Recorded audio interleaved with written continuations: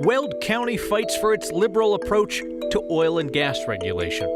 The vice president's fundraiser for Cory Gardner included everything but Cory Gardner. A candidate for mayor in Lakewood shows us what governing via chain email would look like. And it's terrifying. And a climate scientist coming to Colorado from Europe wanted to reduce his carbon footprint. The boat slowed him down, but not as much as the bike. That's next. Colorado took a 3-month break from fighting over oil and gas regulations, but thankfully that's over. So you know how Democrats at the Capitol just gave local jurisdictions more power over drilling rules. They did that so that cities and counties could be more strict. But what if Weld County wants to go all drill, baby, drill? Our Marshall Zellinger looks at what control really means. What oil and gas has done for Weld County is obvious. At least from Weld County 49, the highway oil and gas taxes built. This morning, Weld County commissioners approved a new county Department of Oil and Gas Energy to handle requests for where oil and gas operations want to set up above ground. Except Weld County got this note from the Attorney General's office saying above ground permit requests still need state approval. It just appeared to me that the state is attempting to essentially take the local out of local land use control, which would fly directly in the face of Senate Bill 181. I don't believe that to be the case. I think that Weld County still has its opportunity to regulate surface and land use issues. The state will have its opportunity to regulate certain issues above ground. When lawmakers passed Senate Bill 181 this past session, local governments like Weld County were given more control on oil and gas decisions, at least above ground. We are no longer preempted by the state, by the Colorado Oil and Gas Conservation Commission when it comes to land use authority. So the state just needs to back down and not think that they can enter into that field. Irrespective of what a community does, whether they're less restrictive, not regulatory, or more restrictive, there is still a state permitting protocol that is applicable. So what is local control? If you want to basically restrict oil and gas, go for it. But if a local government like Weld County wants to be less restrictive, okay, but the state believes it still has final approval for what happens above ground, and that must meet the minimum state requirements, regardless of how lenient a local jurisdiction might want to be. You knew Weld County was going to try this, and you knew the state was going to try to slap them down for it. And this is going to be step one. I have no doubt if the state and Weld County get at each other, because look at that highway. Severance taxes built that highway. You don't want to take that away from Weld County in the future. This could go to a courtroom one day, but hopefully it won't go that far. Who sues people over government stuff? Oh, yes, I know. Thank you, Marshall. Colorado's Taxpayer Bill of Rights has another legal challenge, this one back from the dead. A federal judge has revived an 8-year-old lawsuit that came from towns suing to overturn the law that lets Coloradans vote on tax increases. So now that comes back going after Tabor. A separate attempt to chip away at the Taxpayer Bill of Rights could be on the 2020 ballot for your consideration. President Trump's nominee for Secretary of Defense successfully defended Senator Cory Gardner from an uncomfortable photo op today. Gardner headed back to Washington to vote on that nomination rather than appear with Vice President Mike Pence in Windsor at a fundraiser for Gardner's re-election. Vice President Mike Pence arrived on Air Force 2 this morning. Senator Gardner was not there to greet him as he stepped off the plane. In fact, it appeared that no elected Republicans were waiting to formally welcome the vice president to Colorado. There were some supporters there, so he said hi to them, said that he was going to campaign for Gardner, and off the vice president went to raise some money. So fun fact, Martin Lind, the developer who hosted the fundraiser at his very nice home in Windsor, he's the same guy who refuses to give back the Kelly Cup, you know, the hockey trophy. A dispute between Lind's Colorado Eagles and the ECHL led to Lind keeping the trophy and the Hockey League having to make a new one to give to this year's champion. You think the vice president saw the trophy when he was there? That would have been cool. So you love your aunt, but when she sends you a chain email, you delete it. Now imagine the person sending you internet droppings is an elected official who wants her fellow elected officials to make their policy decisions based on anonymous stuff she finds on the interwebs. Lakewood City Councilwoman and candidate for mayor, Amy Johnson, told our Steve Steger it's not her job to fact check it. I was sent an article, and it was on climate change. Since Lakewood City Council was talking about the city's sustainability plan, Councilwoman Amy Johnson said she figured she'd send it along. In good faith, hey, here's an article. we're doing the sustainability thing tonight, just glance at it, see what you think. The article she sent in an email to council points to a study out of Finland claiming climate change isn't caused by humans as much as it is by nature. And, you know, I had not vetted it. And maybe I should have, you know, that's hindsight. That study has never been peer-reviewed or published. Many scientists have criticized its lack of data and standards. And the article that points to the study is written by Tyler Durden, Brad Pitt's character from the movie Fight Club. Have you ever seen the movie Fight Club? No, I have not. Johnson admits she hadn't really read the article thoroughly before she sent it along, but she says she sees nothing wrong with that. I think that the culture on a city council should be that you are sharing information, and should you yourself vet it ahead of time, you know, I think that can go either way. Other people can do it as well. Johnson is running for Lakewood mayor. We asked her if voters might be concerned that she's sharing unverified information from a blog written by an anonymous source. This should tell them that I am trying to get information from everywhere, and I'm happy to read everything that's out there. You can get it from wherever you want. You can pick and choose your information. You don't have to read it. Like I said, when you open up the newspaper, Steve, there are different articles. If you feel like it's something you don't want to see, you don't have to read it. So Johnson says she supports Lakewood's sustainability plan, just wanted to make sure that all the perspectives were part of the conversation. And she believes whoever leaked this information about her sharing this article is trying to sabotage her campaign for mayor. Now, she says that she's talked to several other people who have looked over that article and looked at the claims, which, by the way, are posted by researchers in Finland on a blog kind of website where people post manuscripts full of information. Scientists post that stuff. Okay. It hasn't been published. That Finland study has not been published in a peer-reviewed journal. That's the issue that a lot of scientists have with that study. So at any point did she tell you that she was concerned about whether the information was true or false, or was it just about, hey, I saw something that made me feel good, so I wanted to share it? She said it was, I want to get all the perspectives out there, and that she hadn't really read that article thoroughly when she sent it out, has since, in the time since, and will do that a little bit more thoroughly the next time she sends something out. She should watch Fight Club too, because that's an awesome movie. It's a great movie, yeah. Yeah, and then she would know who wrote the article. Yeah. All right, thank you, Steve. The campaign to recall Democratic Governor Jared Polis is the most audacious signature gathering effort in our state's history. I mean, nobody has ever gathered nearly as many signatures as they need. So it's kind of surprising to hear organizers say they are on the right track to submit enough signatures. They would not show me numbers. So either the dismissed Polis effort is telling the truth and they are headed toward accomplishing an incredible feat, or they're lying. It's one or the other, right? So they're 2 weeks into this. They're about a quarter of the way through their 60-day signature gathering sprint. To really be on pace, as they say, to make their 900,000 signature goal, that would mean they have about 225,000 by now. That alone is more than the current record of verified signatures for a petition effort in Colorado. And mind you, that was a record that was set in 6 months, not in 60 days or in 2 weeks. But they won't show me the numbers, so I can't tell you either the Polis recall is on track to make history or they're lying. So, how's former Governor John Hickenlooper's campaign for president going? You know, he's in the Democratic primary. His current challenge appears to be making sure that people who don't know who he is don't hold him accountable for someone else's positions.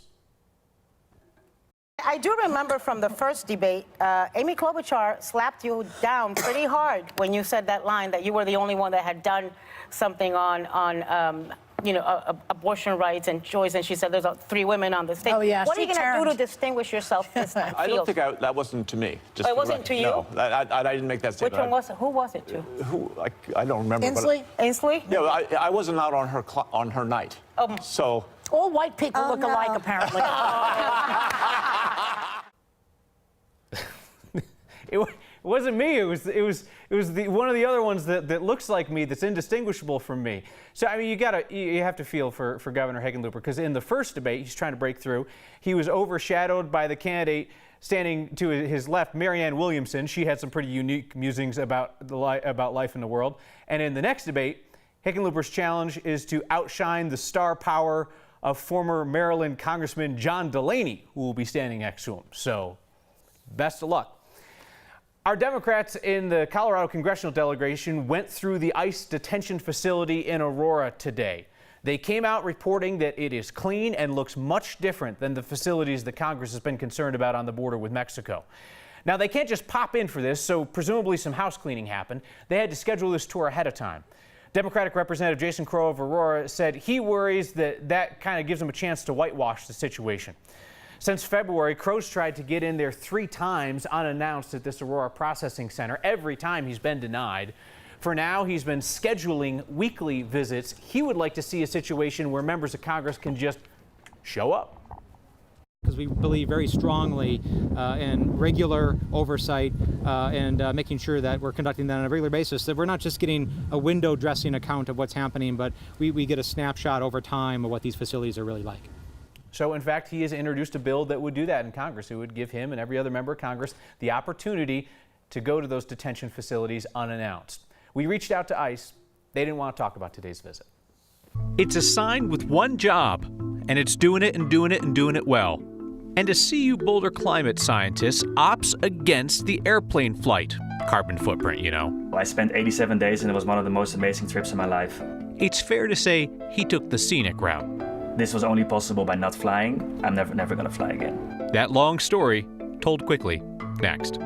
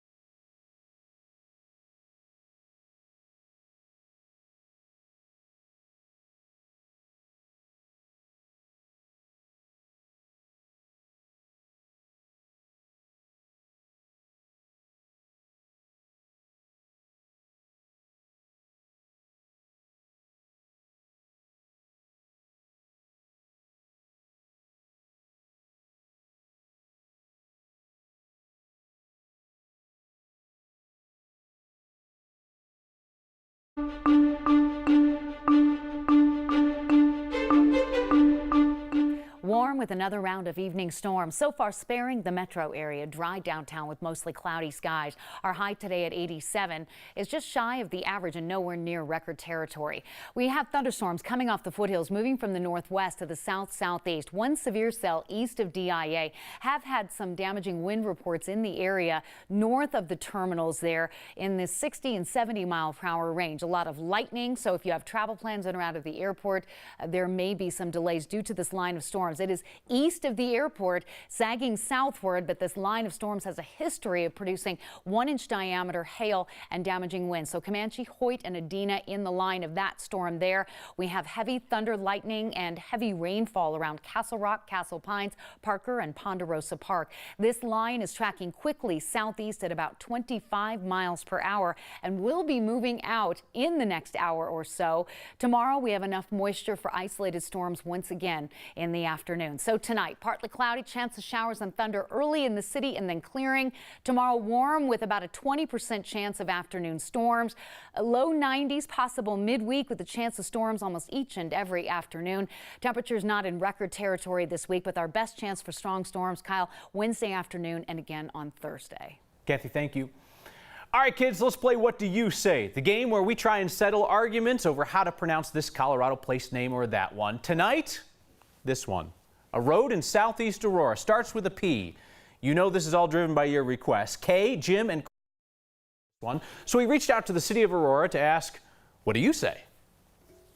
The most often pronunciation we hear is Powhatan. The road itself was named for the Native Americans who lived in the Chesapeake Bay area. So if you go for the most common pronunciations for that, you're probably looking at more of a Powhatan. So Powhatan is the traditional tribal pronunciation. The locals say Powhatan. So your call, I suppose. Now you know the difference. That street was named by, or that road rather, was named by Howard C. Maloney. We have talked about Howard before. He's the guy who laid out Denver's street grid and named a whole string of streets after native tribes. And we have since mucked up the names of a bunch of them. All right, where to next? Email suggestions to next@9news.com or get our attention with the hashtag HeyNext. So you're a climate scientist in Europe who has to get to Boulder, and you don't want to get on a plane. When I arrived in the Bahamas, I took 3 ferries, then a Greyhound bus, 24 hours to New Orleans, and then I biked to Boulder. And let's hear it for the Girl Scouts and their trash art next.